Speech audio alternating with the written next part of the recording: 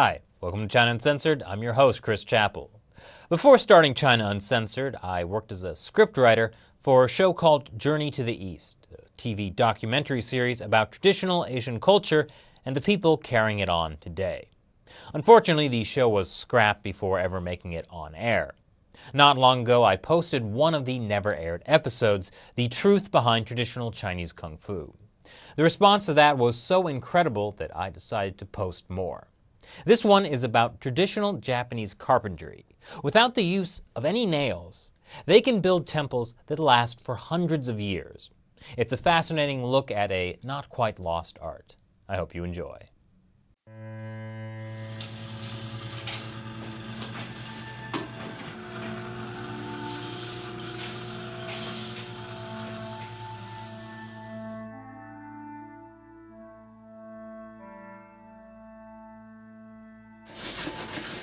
Traditional Japanese carpenters build furniture, houses, and temples without the aid of screws, nails, or bolts.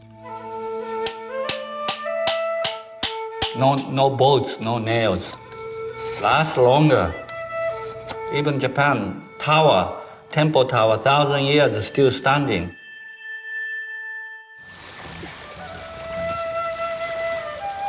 We have two things in that our human history.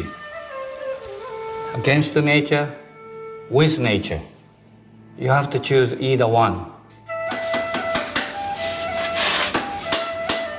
So we do more natural side, real craftsmanship side.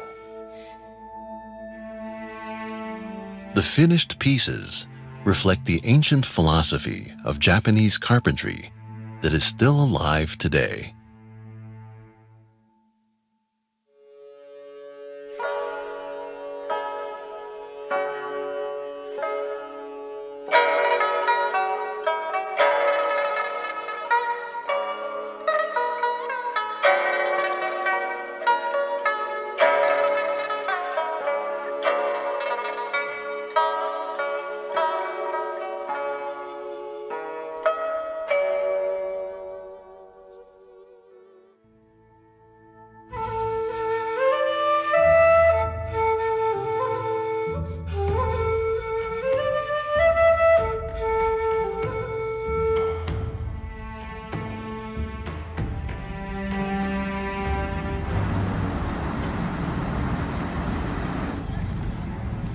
My father actually grew up doing woodcut prints.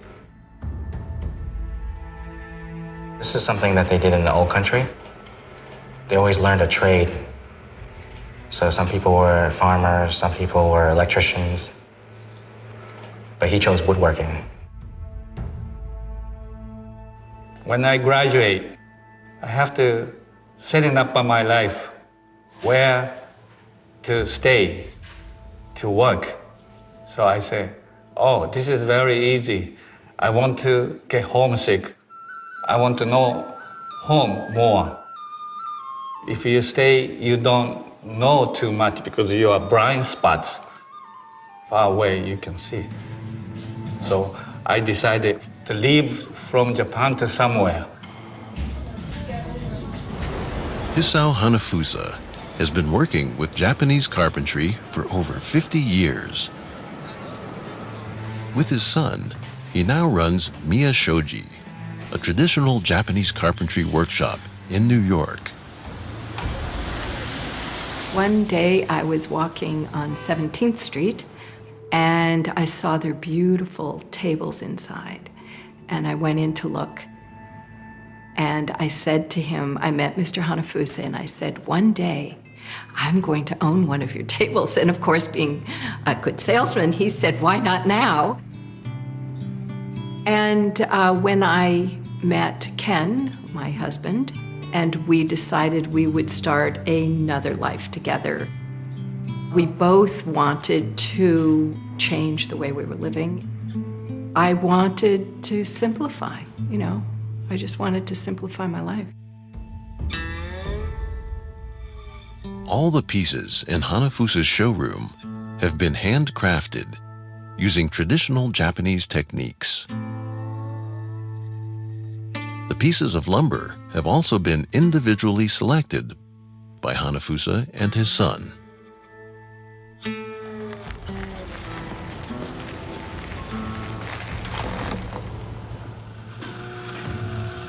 Every morning, Hanafusa's team of carpenters begin by sharpening the blades of their hand-forged planes and chisels.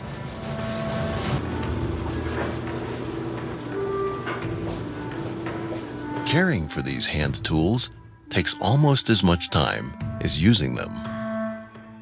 But in the right hands, the Japanese hand plane produces a smoother cut than a machine plane.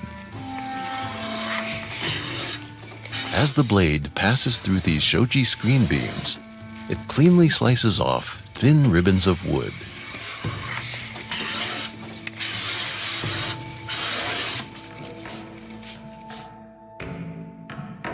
The process of using and caring for these traditional tools reflects Hanafusa's philosophy of working with nature, not against nature.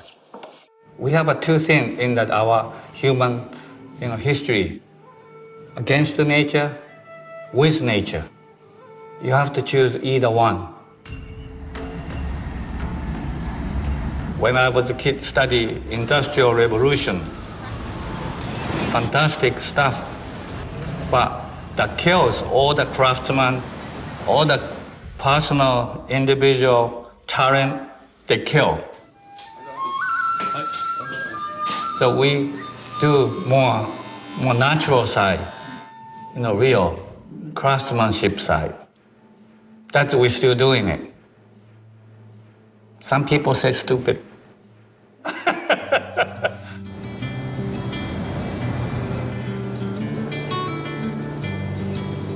I knew of Mr. Hanafusa. So I would go by the place with my children. We look in the windows, and there were plenty of screens, and the furniture was all there. So when we started talking about how we were going to decorate this apartment after we bought it, he became a given.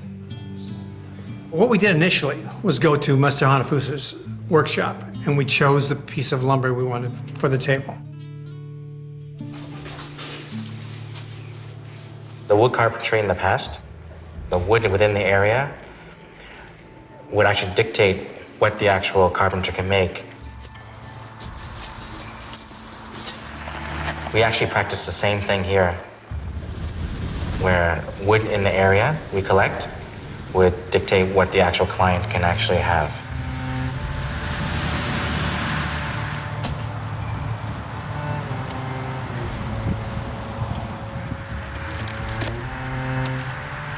Well, we're taking down an elm tree and giving it a second life. We're gonna slab these branches in the big trunk, and someday it'll become furniture. It was hit with a disease known as Dutch elm disease, which devastates elm trees. It survived the first bout of Dutch elm, which came through here over 30 years ago. Unfortunately, we've been hit with Dutch elm disease once again, and the tree didn't survive.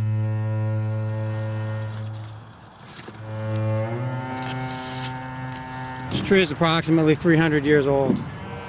It's a shame to see it go.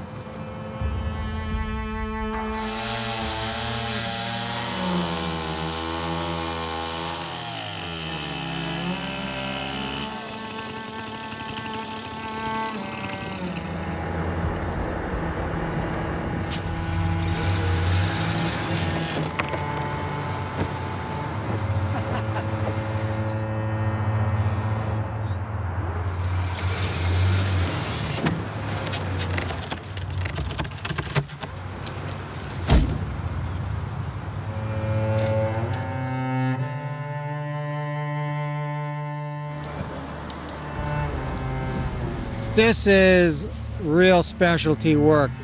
It takes a lot of wherewithal to tackle a tree like this, not to mention the equipment to be able to manufacture it into slabs of wood. Although, this tree is dead, it's always living. In the spring and summer, it breathes, it picks up moisture, and in the winter it loses moisture. So just think of it as something that's always living. 2 slabs out of that, and that's the center of the tree.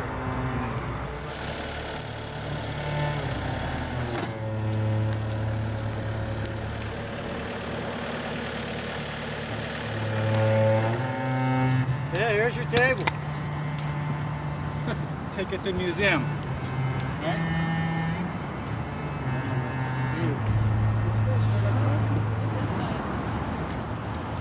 Everywhere beautiful.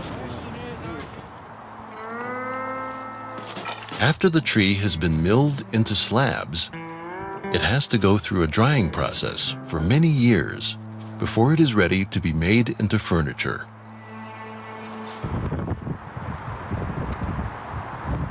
The fresh tree water content like 100%, right? Ready to use it is you have to remove water content. That's why 10, 15, 20 years, air dry, you watch it, ready to use it or not.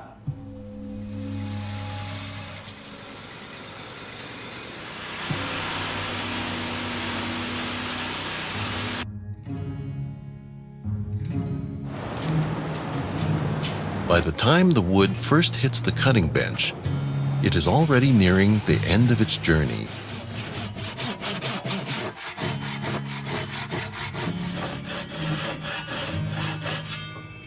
At this stage, the carpenter begins to craft the joints that will hold the finished piece together like a 3-dimensional puzzle, without the need for screws, nails, or bolts.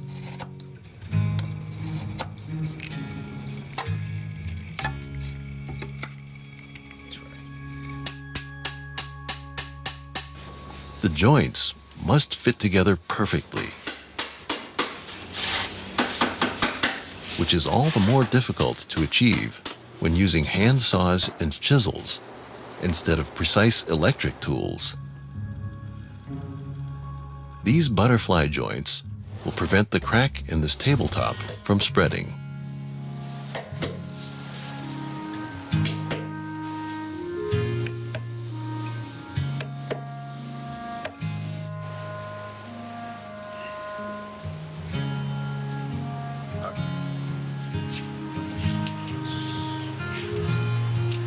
This rectangular dining table has an extremely simple and elegant design. The base consists of 2 wide legs attached to a long trestle by 2 mortise and tenon joints. And the legs hold the top in place with 4 dowels. Although it is extremely heavy, the table is held together with only 4 pieces of lumber and 6 joints.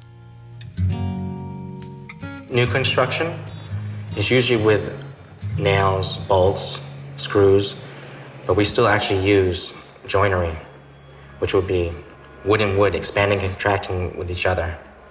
So this is actually something that lasts forever. No bolts, no nails. Lasts longer, also strong for earthquake, hurricane. Even Japan, tower, temple tower, 1,000 years still standing. The techniques for building Buddhist temples originally came from China's Tang Dynasty era in the 6th and 7th centuries AD. This period is considered China's golden age, where art and religion flourished. The mastery of joinery can be seen in the interlaced wooden brackets that support the temple's wide roof with a minimal number of columns and give the visitors an unobstructed view of the Buddha statue. Like the Buddhist temples, traditional Japanese homes and furniture are also held together with wooden joints and reflect the aesthetic values of simplicity, modesty, and appreciation of nature.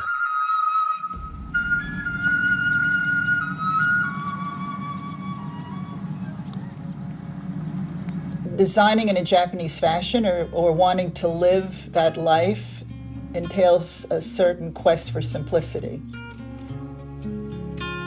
It's easier to be eclectic, and it can be wonderful and beautiful to be eclectic, but it's not part of anything permanent.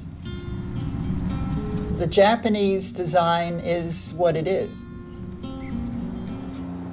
I mean, it goes way back, and it doesn't change. And I think you want to be as true as you can be to that vision and that philosophy. When you close, you don't see other side. So it's just a paper, but paper makes a different space. I call mysterious space. We don't know is very mysterious, I think. Just like a life, we don't know tomorrow. 10 years later, you exist, you don't know. Maybe we don't exist. This is also, you can take it off. No hardware.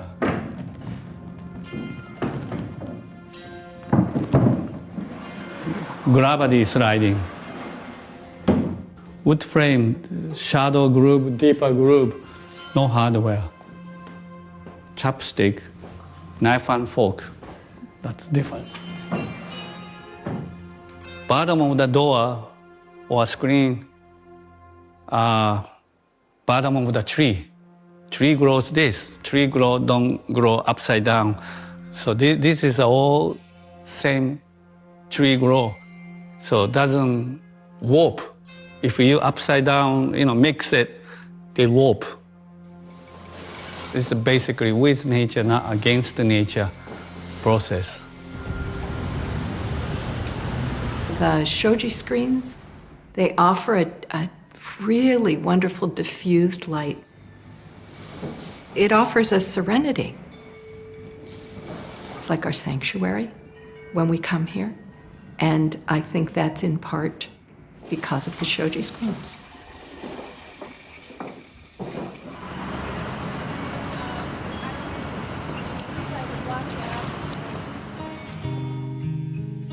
I was looking for a space that was more visually peaceful, and actually a space that would get me away from my Western New York busy life into a more contemplative, meditative space.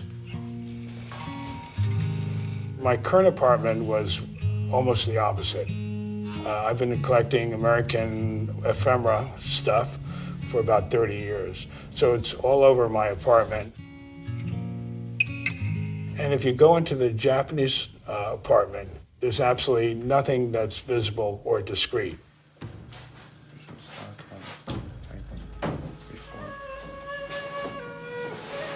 I find the space very peaceful and relaxing, and I often go there to meditate.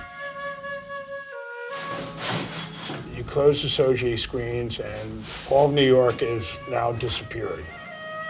You can be anywhere in the world. It's almost like a little spaceship, where you a little time traveling. Matter of fact, people from Japan who've seen this space have said, "Wow, that's so cool, sugoi."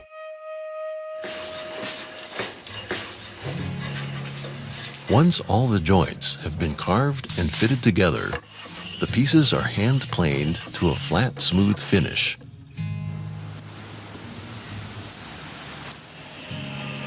And coated with many layers of traditional tung oil, made from the seeds of the tung tree.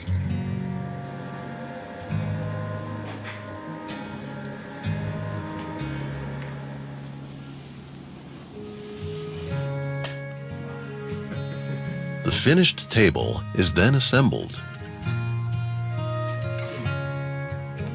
In this folding table, the legs fold out via dowels. and are held in place by small wooden pegs. The top is joined to the frame with 4 sliding dovetail joints.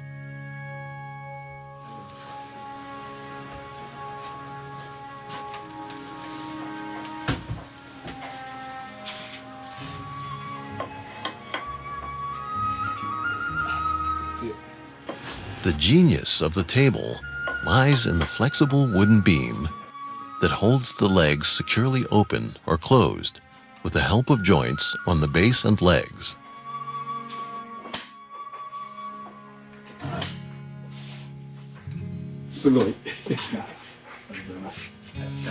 Everything, and it's done in a very traditional way that lends itself to pride in what you do, pride in the job. And that pride is reflected in the quality of the things that we have in our home that make our lives wonderful and beautiful, easy to live in. So it arrived one day when Hanafusa's men showed up at the apartment. They would stop at our door, they would remove their shoes, they would bow. You know, they honored the space itself by being so traditionally Japanese. They have a reverence for their materials, for the space, for what they're doing, and we can feel that. Using the table after they have put so much care into making it, you can feel it. It comes through.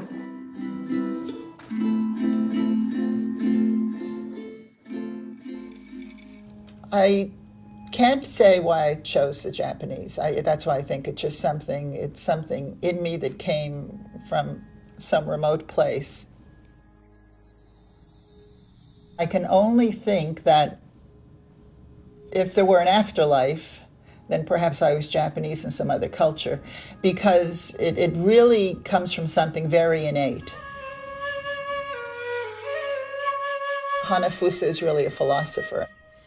And I think what we have in common is that he's an artist and I'm an artist. So I think he's a purist. I think when you're an artist, I mean, you strive for some kind of truth and consistency.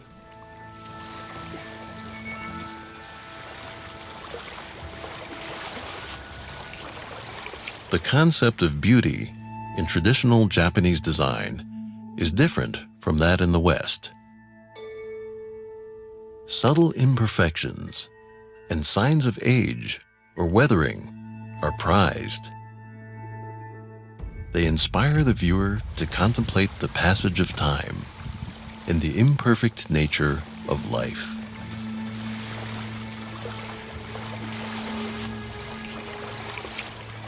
A truly beautiful object should inspire a feeling of serene loneliness and quiet self-reflection. In Japanese, this aesthetic is called wabi-sabi. Wabi-sabi, talking of beauty, talking life, many different kind of beauty. Antique beauty, rustic beauty, fresh beauty, young beauty. It's very abstract, wide. Doesn't say this. When I go Japan, people say, well, you came back bad season, rain, you can't go anywhere. No, I designed that way to see the raining day. You live there, you don't notice. You don't have to go raining day. Tomorrow, maybe clear day. But wet temple, wet garden, and no people because of rain, I think that's more beauty.